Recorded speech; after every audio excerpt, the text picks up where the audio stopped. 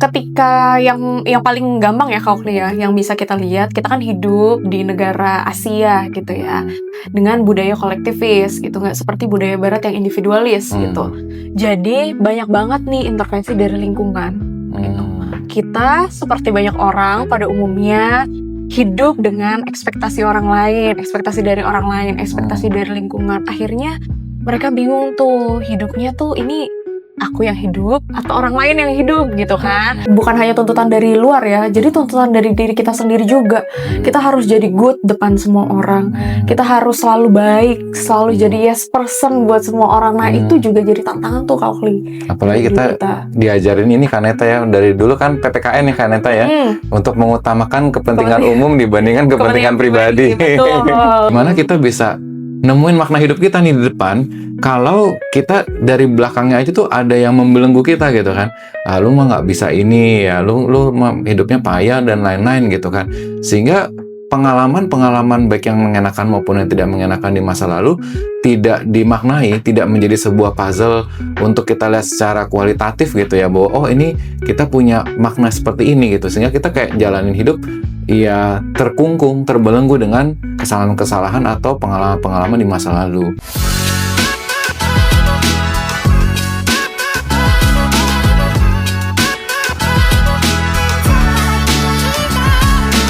Oke, semangat pagi Yurekans. Terima kasih teman-teman semuanya yang sudah join YouTube channel kita di Eureka Smart Community. Dan teman-teman tonton sampai habis ya, karena hari ini kita akan ngebahas topik yang sangat menarik dan keren banget tentang self-liberation ya. Dan judulnya adalah Break Free, saatnya kita bisa hidup bermakna. Dan teman-teman, setelah tonton sampai habis dan merasa konten kita sangat bermanfaat, teman-teman boleh banget ya untuk di-share dan di-like ya, supaya banyak orang yang bisa merasakan manfaatnya juga dari konten kita ini teman-teman. Dan perkenalkan, aku dengan Oakley Ayuhan, Mental Health and Logotherapy Practitioner, yang hari ini kedatangan tamu dan teman kita yang luar biasa nih, Eureka Counselor yang melintasi antar provinsi loh untuk datang ke Eureka Studio Podcast kali ini nih teman-teman ya. Kita sudah kedatangan Eureka Counselor kita, Kak Neta. Halo Kak Neta. Wah, thank you banget loh Kak Neta udah datang melintasi berbagai benua dan samudera gitu Kak ya untuk hadir di sini, luar biasa. Bagaimana perjalanannya Kak Neta tadi? Lama ya. Perjalanan, iya. Ada macet juga kayak. Sepertinya ada sedikit gitu ya? Tapi di perjalanan masih bisa selap-selip gitu. Wah keren ya, itu namanya kan kita punya self-liberation dan tujuan hidup ya. Untuk sampai ke sini nih, luar biasa. Tepuk tangan buat Kaneta, thank you. Thank you Kak Oakley. Satu kehormatan nih Kaneta, akhirnya kita bisa ketemu ya, dan kita bisa collab bareng dengan podcast kita hari ini. Temanya tentang apa nih Kaneta ya? Tentang self-liberation ya, yang tadi Kak Oakley gitu udah ya? Paparkan sedikit tentang judulnya.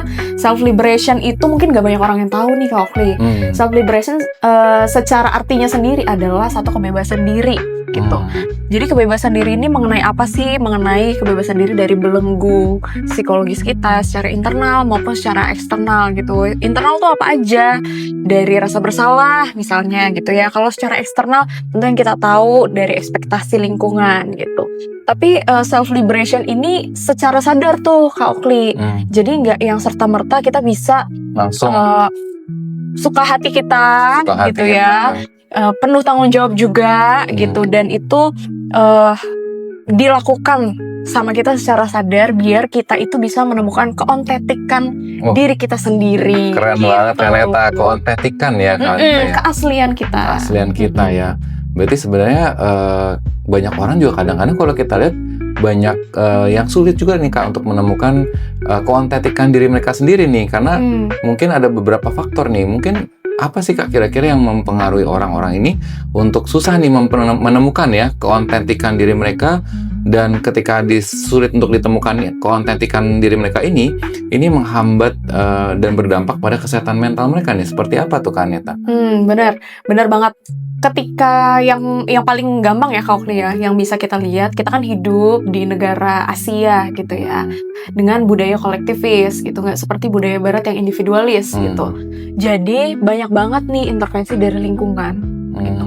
Kita seperti banyak orang pada umumnya hidup dengan ekspektasi orang lain, ekspektasi dari orang lain, ekspektasi dari lingkungan. Akhirnya mereka bingung tuh, hidupnya tuh ini aku yang hidup atau orang lain yang hidup gitu kan, terhadap diriku, terhadap hidupku gitu. Nah, itu tuh bisa berdampak sama kesehatan mental kita. Contohnya, kita bisa mengalami depresi juga tuh Kak Oakley. Ketika kita hidup seperti hidup di atas rel kereta orang lain gitu.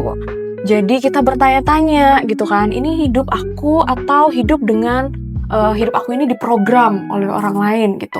Akhirnya aku jadi nggak punya semangat hidup, nggak punya motivasi untuk hidup gitu kan, nggak punya tujuan hidup gitu. Terus bisa juga tuh mengalami kecemasan gitu.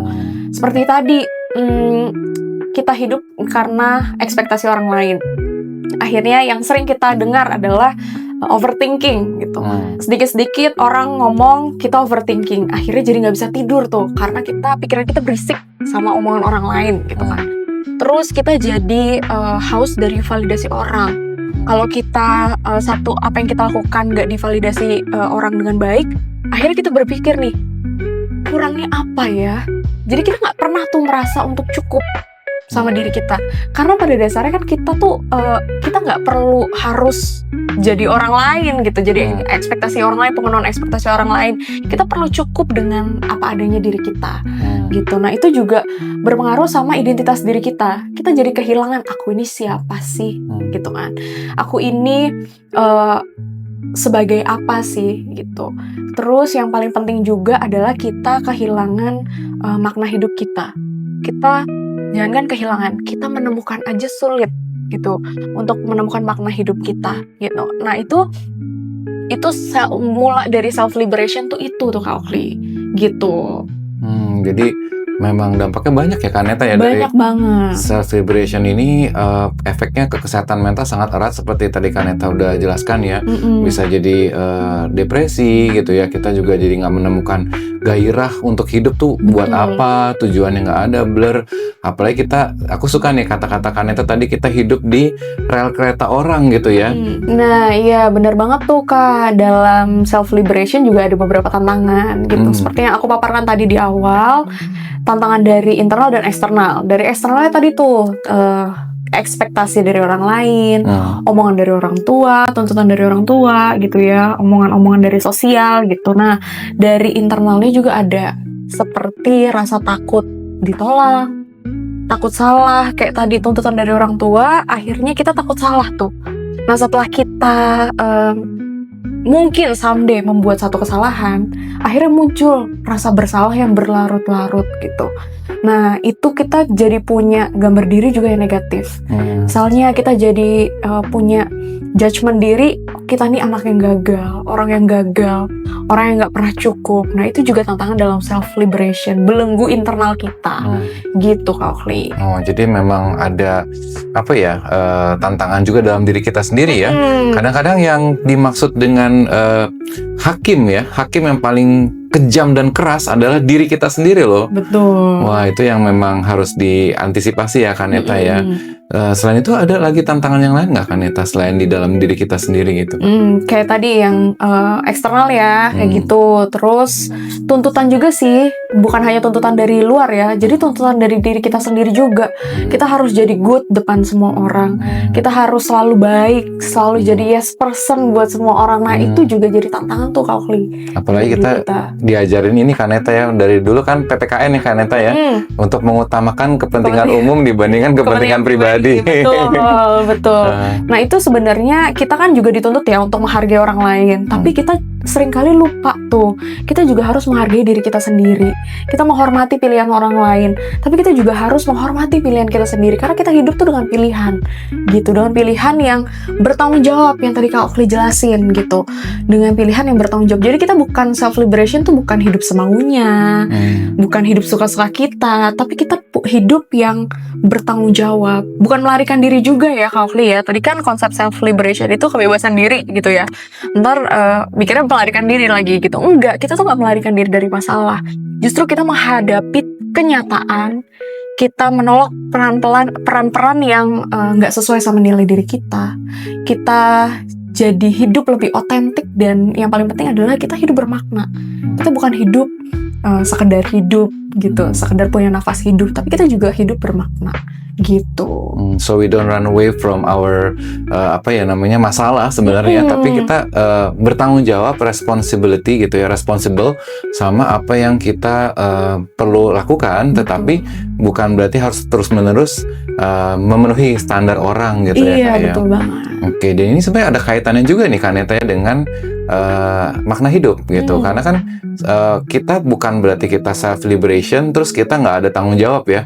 Jadi aku mau merdeka, mau bebas, tapi mau bebas, mau memerdekakan diri, tetapi malah bikin orang lain terganggu dengan kemerdekaan kita ya. Contoh sederhana ya, aku suka misalkan jenis musik tertentu gitu ya, aku mau memerdekakan diriku dalam setel musik sekenceng-kenceng banget gitu ya, kan lagi viral ya sekarang musik kenceng banget gitu kan aku self liberation ceritanya gitu kan. Nah, Kaneta yang lagi mau ngerjain tesis atau mungkin lagi kerja gitu, mau bikin laporan, ini lagu apa ya, udah beda jenis selera gitu kan, terganggu banget gitu.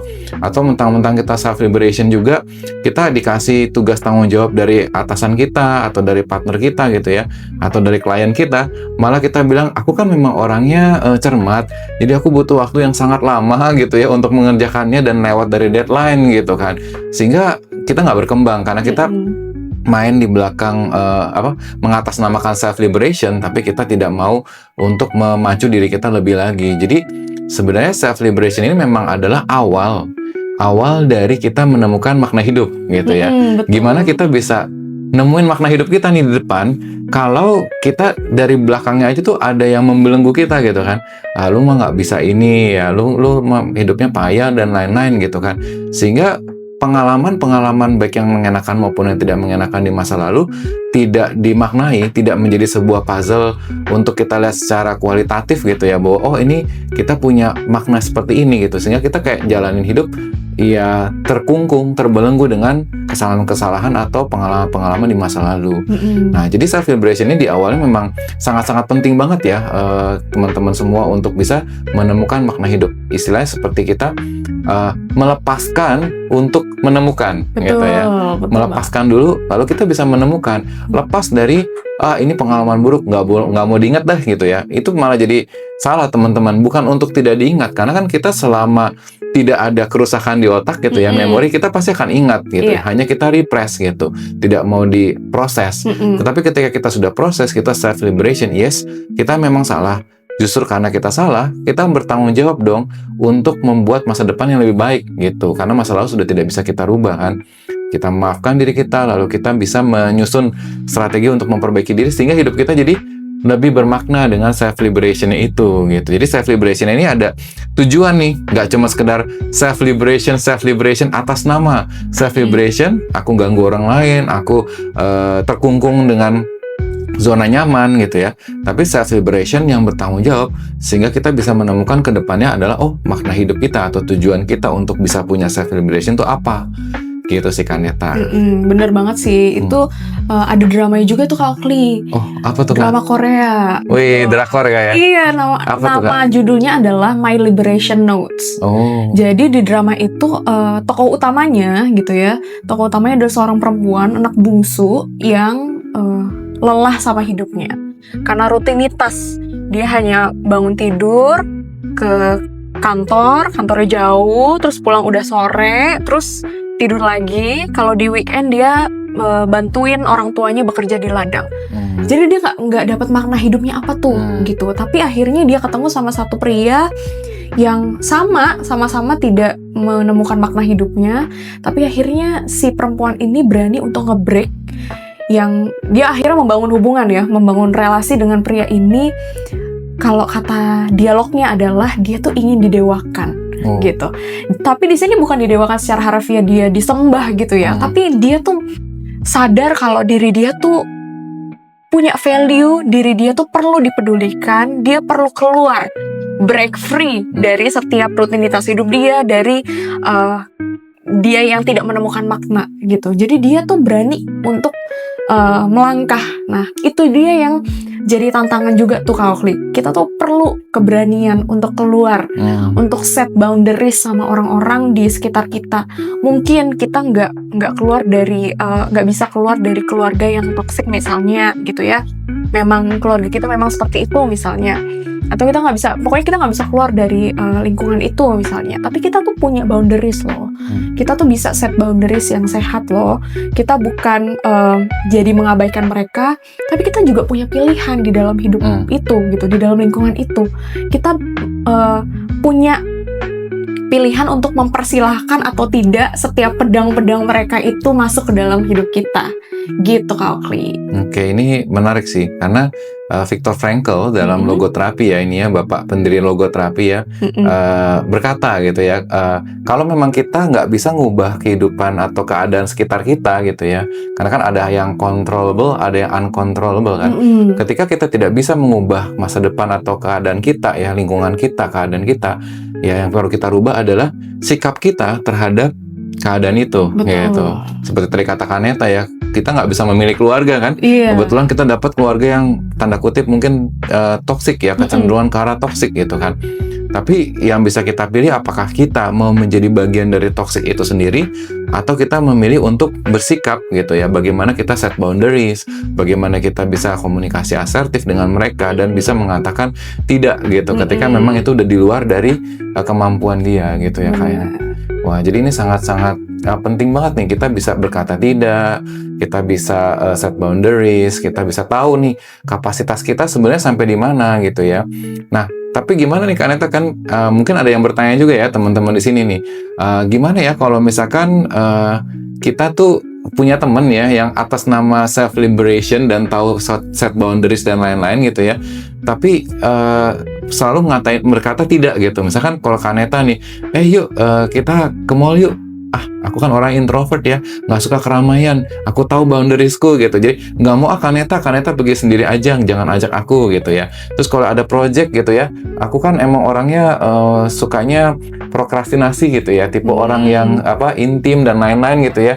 Jadi ini kayaknya bukan bidang aku dan aku ngerjainnya juga nanti-nanti aja gitu. Kaneta harus ngertiin aku, jadi aku set boundaries lagi, berkata tidak lagi gitu. Kan lama-lama orang jadi nggak asik nih berteman sama kita ya gitu. Selalu ngomongnya enggak gitu. Nah, dari Kaneta sendiri gimana nih Kaneta? Nah, itu dia yang tadi awal aku bilang itu, self liberation itu kita set boundaries yang sehat, tapi bukan berarti melarikan diri dari kenyataan gitu. Nah, prokrastinasi itu sebenarnya adalah satu defense untuk kita melarikan diri dari kenyataan gitu kan, dengan prokrastinasi itu gitu. Makanya tadi balik ke Kak Oakley bilang kalau self liberation itu juga penuh tanggung jawab. Kita di kerjaan itu kan tanggung jawab kita gitu. Nah, kita perlu tuh bertanggung jawab dengan deadline, dengan demand project yang dikasih gitu kan. Dan kalau di lingkungan sosial misalnya, ya kita hidup itu, kita kan sebagai makhluk sosial gitu kan. Kita hidup perlu untuk bersosialisasi sama orang lain. Kita memerlukan relasi dengan orang lain gitu kan, relasi yang bermakna dengan orang lain. Pasti kita butuh dong catch up sama orang gitu kan, butuh ngobrol dong, nggak bisa by device mungkin gitu, nggak bisa by chat mungkin, karena kita nggak ngobrol sama AI gitu kan, kita ngobrol bener-bener sama manusia nih gitu, dan kita perlu pertemuan itu gitu, meskipun mungkin tidak sebanyak teman-teman kita yang extrovert mungkin ya gitu kan, nggak sebanyak mereka yang membutuhkan energi dari banyak orang gitu, mungkin kita nggak sebegitunya, tapi kita perlu loh gitu untuk membangun relasi yang sehat, yang intim sama orang lain. Karena kalau kita nggak self liberation itu juga Kak Oakley, kita tuh sulit untuk membangun relasi yang sehat. Karena ketika kita membangun hubungan sama orang lain, kita justru punya tujuan yang beda, bukan tujuan relasi yang bermakna. Jadi mungkin bisa jadi kita jadi membangun relasi itu dengan haus validasi, membangun hubungan karena aku kurang, aku selalu tidak merasa cukup gitu. Jadi aku membutuhkan hubungan untuk mengisi kekosongan itu gitu. Jadi itu juga nggak self liberation gitu. Jadi self liberation juga harus membangun hubungan yang sehat. Ketika kita sama-sama cukup gitu kan untuk membangun hubungan akhirnya gitu. Bukan yang satu manipulasi, yang satu dimanipulasi gitu kayak. Betul. Tapi gitu. bisa tahu, dalam artinya tahu batasan, tapi juga bukan membatasi diri terlalu banyak, tidak bertanggung jawab sampai kita mental block kayak.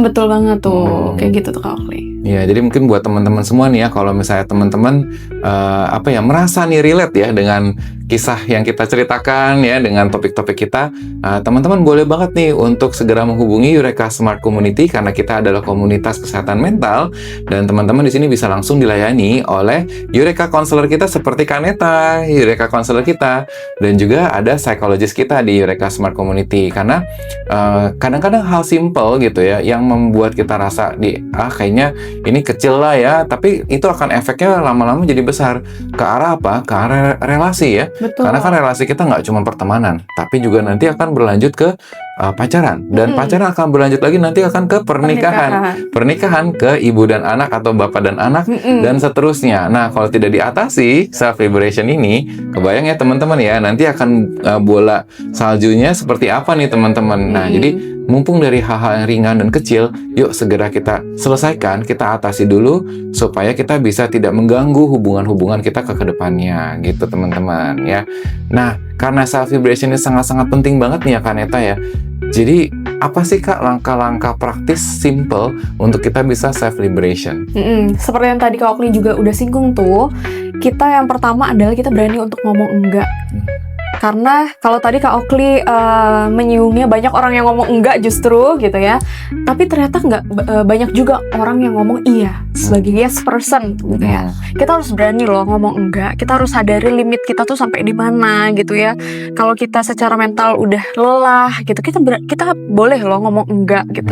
Kita nggak perlu merasa bersalah untuk ngomong enggak gitu. Atau yang lebih ini lagi adalah kita perlu ngomong enggak untuk sesuatu hal yang di luar dari nilai-nilai pribadi kita gitu. Yang kedua adalah kita harus jujur sama diri sendiri. Ngomong capek kalau memang capek gitu. Kita nggak harus selalu oke di depan orang. Kita nggak harus selalu baik gitu ya, bersikap baik gitu, menyenangkan orang lain gitu. Karena ya memang kita nggak bisa selalu menyenangkan orang lain. Betul. Gitu loh. Kita yang berperilaku baik-baik aja kadang nggak cukup gitu di orang gitu kan. Jadi kita nggak perlu pasang topeng terus-menerus gitu. Kita otentik aja gitu sebagai diri kita sendiri yang tidak merugikan orang lain gitu ya. Gitu. Nah, itu langkah-langkah kecil yang perlu kita lakukan gitu. Tapi seringkali orang sulit tuh buat melakukannya gitu. Betul. Perubahan besar dimulai dari perubahan yang kecil ya teman-teman ya, seperti butterfly effect ya, Kaneta ya. Nah, kalau kita kadang mungkin pengennya yang gede-gede gitu ya, grander, self-liberation, langkah-langkahnya besar-besar gitu ya. Tapi kita untuk berkata tidak aja belum gitu ya, atau mungkin udah, tapi kebanyakan enggaknya. Jadi kan kita tidak bertanggung jawab ya Kaneta ya. Nah, jadi mungkin kita bisa tambahkan dengan pikir, apakah yang kita katakan enggak ini adalah sebuah bentuk mental block atau sebuah memang bentuk perlindungan diri kita, bahwa kita memang sudah exhaust gitu ya, sudah capek dan lelah dan kita nggak bisa nerima bagian ini dulu gitu ya. Tetapi kemudian teman-teman juga bisa belajar nih yang namanya adalah assertive communication gitu. Jadi kita bayangin ya, kalau setiap kali Kak Okli ke mall yuk, nggak, jawabannya cuman G gitu ya misalnya. Kan Kaneta lama-lama bosen ya ngajak Kak Okli gitu ya. Males juga ya. Tapi kan kita bisa bilang ada namanya komunikasi asertif. Ada yang kayak sandwich statement dan lain-lain gitu ya. Oh, thank you Kaneta udah ingat aku misalkan gitu kan. Pasti dong Kaneta bisa ngajak aku, berarti Kaneta ingat aku gitu ya. Thank you Kaneta udah ingat aku. Cuma untuk saat ini saya lagi capek banget. Nah, mungkin aku siapkan waktu di bulan depan. Kan jadi ada harapan dari Kaneta kan, nggak langsung dimentahin begitu aja gitu ya. Aku akan kabarin aku bisa ikut atau enggak gitu. Dan kita bertanggung jawab untuk ngabarin. Betul. Jadi jangan kayak oke, mungkin aku akan ngabarin terus hilang. Ghosting ya. Ghosting ya teman-teman ya. Karena sekarang banyak banget yang seperti itu kayak oke, aku siap, aku akan kabarin, tiba-tiba nggak ada kabar. Iya. Terus bilangnya kan aku self-liberation. Ya, itu belum lengkap. Karena self-liberation ini kan hanya satu istilah ya. Ada satu keadaan. Keadaan ini bukan berarti satu-satunya bisa menyelesaikan semua permasalahan kita. Jadi harus dikombinasikan dengan komunikasi asertif, ya kan, dengan makna hidup dan lain-lain. Sehingga hidup teman-teman bisa komplit. Nah, kalau teman-teman nih merasa kayaknya aku udah nih self-liberation, aku udah juga punya mungkin strategi atau langkah-langkah gitu ya. Tapi kok kayaknya masih belum maksimal nih teman-teman gitu ya. kadang-kadang masih stuck, kapan nih kita ngomong enggak, kapan ngomong iya, atau gimana ya cara aku bisa ngomong supaya orang tuh nggak terlalu tersinggung, atau aku yang nggak ngerasa terlalu bersalah. Tenang teman-teman, nggak usah khawatir ya, karena kita punya Eureka Webinar ya teman-teman ya, yang banyak banget. Teman-teman bisa nanti kepo-kepoin ya Eureka Webinar kita di Eureka Smart Community Instagram kita. Dan teman-teman juga bisa follow Instagram kita, TikTok kita, dan subscribe YouTube channel kita di Eureka Smart Community.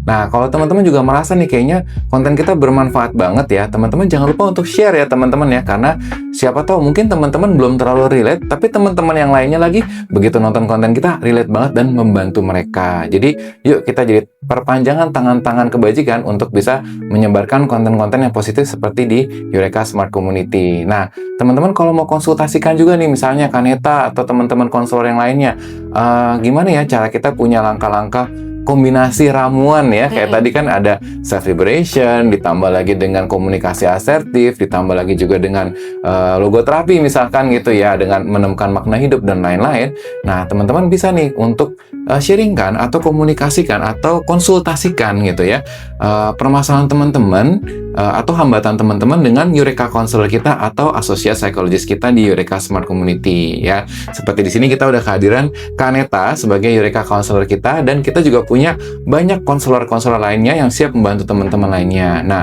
jadi teman-teman nggak usah malu-malu dan jangan tunggu sampai masalah teman-teman udah gede dulu nih, terus teman-teman baru nyari pertolongan. Jadi mulai dari sekarang teman-teman bisa menghubungi Eureka Smart Community.